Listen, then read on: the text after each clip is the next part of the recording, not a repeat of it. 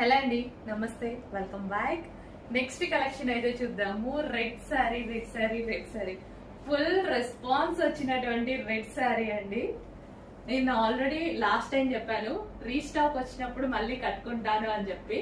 So అప్పుడు sale చాలా చాలా ఫాస్ట్ గా అయిపోయింది. నేను కట్టుకునే టైం కూడా లేదు, ఒక పీస్ కూడా లేకుండా సోల్డ్ అవుట్ అయిపోయింది.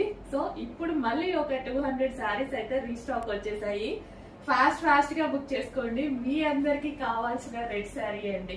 చాలా చాలా బాగుంది, చాలా స్మూత్ గా ఉంది.